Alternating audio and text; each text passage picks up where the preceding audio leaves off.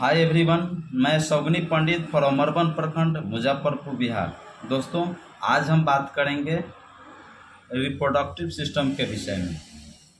Reproductive system के अंतर्गत male sex hormones कौन सा होता है, फीमेल सेक्स हार्मोन्स कौन सा होता है, क्या उसका नाम है, बीज का निर्माण कैसे होता है, वह कौन कौन सा खाना खाने से बीज की उत्पत्ति होता है, बीज के निर्माण होता है, क्या ब्लड से बीज का निर्माण होता है या और कोई दूसरा माध्यम है निर्माण होने का, और इनफर्टिलिटी क्या होता है, जो मेल फीमेल सेक्स इंटरकोर्स के दौरान भी बच्चे जन्म देने में महिला असमर्थ हो जाती है, उसको इनफर्टिलिटी कहा जाता है। टेस्टिस का क्या कार्य होता है। दोस्तों, पहले मैं आपको बोर्ड पर ही फर्टिलाइजेशन के प्रक्रिया में बात करूंगा, बताऊंगा, इसलिए वीडियो में बने रहें और शुरू से लास्ट तक ज़रूर इस वीडियो को देखें ताकि इस कॉन्सेप्ट को आप अच्छी तरह जान पाएंगे, समझ पाएंगे। दोस्तों, मेरा वीडियो बनाने का उद्देश्य होता है लोगों में हेल्थ संबंधित जानकारी देना, लोगों को किसी भी हेल्थ इशू से संबंधित हो उसके लिए जागरूकता के लिए उन लोगों को बताना, बीमारियों से प्रिवेंशन करना, साथ ही साथ बीमारियों से कैसे बचाया जाए, मैं इस पर बातें करता हूं। तो अगर आप मेरे चैनल में नए हैं या फिर पहली बार हमारे चैनल से जुड़े हैं तो अभी के अभी आप लाइक करें, सब्सक्राइब करें और वीडियो को अंत तक जरूर देखें। चले हम बोर्ड पर शुरू करते हैं रिप्रोडक्टिव सिस्टम के विषय में। दोस्तों, देख सकते हैं ये रिप्रोडक्टिव सिस्टम हुआ। रिप्रोडक्टिव सिस्टम अंतर्गत ये हुआ मेल हुआ और ये क्या हुआ, फीमेल हुआ। तो सेक्स इंटरकोर्स के दौरान ये मेल से क्या निकलता है, स्पर्म निकलता है। ये आपका स्पर्म निकला, यानी हिंदी में उसको शुक्राणु कहा जाता है। ये फीमेल से क्या निकला, ओवम निकला, जिसको हम अंडाणु कहा जाता है। ये दोनों को क्या होता है, या मिलन की क्रिया होता है, जिसको हम फर्टिलाइजेशन कहते हैं।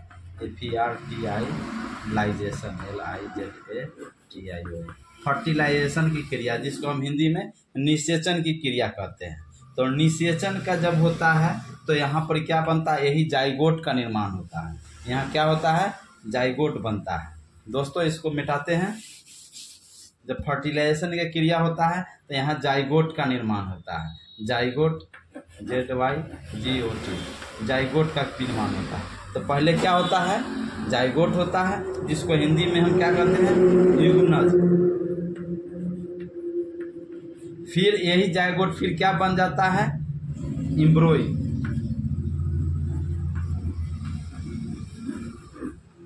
भ्रूण हो गया। फिर तीसरा क्या बनता है, फीटस, जो कि आप अल्ट्रासाउंड में देखते होंगे, फीटस। फिर उसके बाद फीटस के बाद बेबी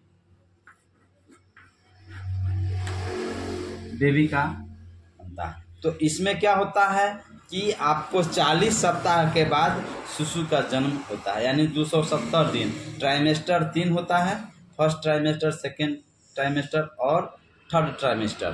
तो हम बात करें पुबर्टी एज की बात करें तो महिलाओं में यानी लड़कियों में जो पुबर्टी एज होता है वो 12 साल से लेकर के 14 साल होता है।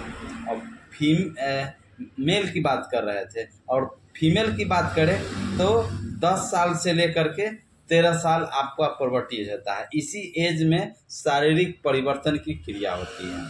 अब हम बात करें कि पुरुषों में वह कौन कौन सा सेक्स हार्मोन्स होता है, वह कौन कौन सा ग्लैंड्स होता है, इसको दोस्तों बता देते हैं।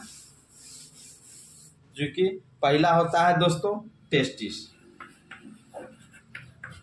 होता है, और दूसरा होता है स्क्रोटम। दोस्तों, गांव देहात में आप देखते होंगे कि उसको जो है आप हाइड्रोसिल के नाम से लोग जानते हैं, लेकिन उसको हाइड्रोसिल नहीं कहा जाता है। हाइड्रो का मतलब पानी होता है, सिल का गुच्छा होता है, यानी उसमें पानी जम जाता है, यानी उसमें पानी भर गया तो वह हाइड्रोसिल हो गया। लेकिन अगर हेल्दी पर्सन की बात करें, जब उसमें पानी नहीं है तो उसको क्या कहा जाता है, स्क्रोटम। मेडिकल नेम क्या है, स्क्रोटम। अब हम बात करें तीसरा होता है यूरेथ्रा। चौथा दोस्तों होता है पेनिस। ये होता है मूत्र मार्ग, इसको मूत्र मार्ग कहा जाता है। ये हो गया टेस्टिस, जिसको हम वृषण कहते हैं। ठीक है, ये आपका जो लिख रहे थे पेनिस हुआ, जिसको हम शिश्न कहते हैं। चौथा होता है दोस्तों वास डिफरेंस,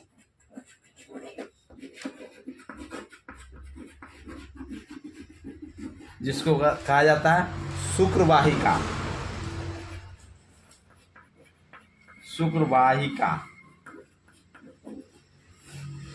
ये इस तरह से जो है मेल का जो है हार्मोन्स होता है, सेक्स हार्मोन्स है, जो कि ये 5 होता है। तब टेस्टिस की बात करें, टेस्टिस का काम क्या है? हार्मोन्स का निर्माण करना। दोस्तों मैं आपको 1 बाय 1 टेस्टिस के विषय में, आपको स्क्रोटम के विषय में, यूरेथ्रा के विषय में, पेनिस और वास डिफरेंस की मैं बात करूंगा। और साथ ही साथ मैं ये भी बात करूंगा कि वीर्य की उत्पत्ति कैसे होती है, वीर्य कैसे तैयार होता है। और तीसरा बात करूंगा वह कौन कौन सा चीजें खाने से वीर्य बनता है, और इनफर्टिलिटी की समस्या कैसे होता है। मतलब पति पत्नी के सेक्स इंटरकोर्स के दौरान अगर बच्चे नहीं होते हैं, यानी निसंतानता की समस्या आती है, उसको हम इनफर्टिलिटी कहते हैं। तो वह क्यों हो जाता है, इस पर मैं आपको बारी बारी से पॉइंट टू पॉइंट मैं बात करूंगा। तो दोस्तों सबसे पहले आप जानें कि जो टेस्टिस का होता है, जिसका मुख्य कार्य है शुक्राणुओं का उत्पादन करना और उसको भंडारण करना। दोस्तों टेस्टिस से जो है टेस्टोस्टेरोन नामक हार्मोन्स का स्रावित करता है। मादा में वीर्य का, जिसको हम अंग्रेजी में सीमेन कहते हैं, जिसका निर्माण में 2 ग्लैंड्स का अहम भूमिका होता है, जिसको हम पहला होता है वीर्य ग्रंथि, ठीक है, और दूसरा होता है प्रोस्टेट। तो ये दोनों को जो है उसमें अहम रोल प्ले करता है। अब कुछ लोगों का भ्रांति है, कुछ लोगों का कहना होता है कि आपका जो वीर्य होता है वह ब्लड से तैयार होता है। ऐसी बात नहीं है, जो हम खाना पीना खाते पीते हैं उसके रस से तैयार होता है। और दूसरी बात करें कि जैसे फीमेल में जो ओवरीज होता है, जो कि ओवरी जो होता है, उस तरह से जो स्क्रोटम, मेल में जो स्क्रोटम होता है, जो कि स्क्रोटम 2 होता है, ठीक उसी तरह मादा में जो 2 होता है, ठीक उसी तरह पुरुषों में भी 2 होता है। तो इसमें जो है दोनों का अहम रोल होता है। अब हम बात करें वह क्या खाएं, क्या पिएं, जिससे आपके शरीर में आपका वीर्य तैयार होगा, तो उस सीमेन तैयार होगा। तो दोस्तों उसके लिए आपको जो प्रोटीन युक्त, खास करके दूध, अंडा, मांस, मछली है ना, हरी साग सब्जियां, इसके साथ विटामिन सी खाने से अत्यधिक आपका शुक्राणुओं का निर्माण होता है। जैसे अमरूद हो गया, है ना, संतरा हो गया, नींबू हो गया, ठीक है। इस तरह से बहुत तरह के ऐसे उसमें है विटामिन सी युक्त खाद्य पदार्थ, जिसको आम हो गया लेना चाहिए। साथ ही साथ केला में बहुत अहम रोल होता है, केला को हर हाल में खाना चाहिए। अगर पुरुषों में शुक्राणुओं यानी जो कीड़ा जिसको कहा जाता है, अगर 39 लाख अगर होगा, तो 39 लाख अगर होगा तो उसमें क्या होगा, तो इनफर्टिलिटी की समस्या आ जाता है। इसलिए करोड़ों में स्पर्म की संख्याएं आपको होता है। एक बार सेक्स इंटरकोर्स के दौरान करोड़ों की संख्या में शुक्राणु निकलते हैं। तो अब हम बात करें कि आपका शुक्राणु, हम समझते हैं कि सेकेंडों में 1500 के आसपास में शुक्राणु का निर्माण होता है।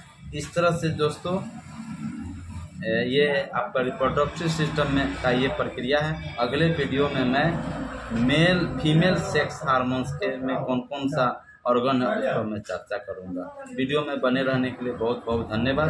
अगले वीडियो में मिलते हैं, तब तक के लिए आप हेल्दी रहें, स्वस्थ रहें, हम ऐसी कामना करते हैं। जय हिंद, जय भारत।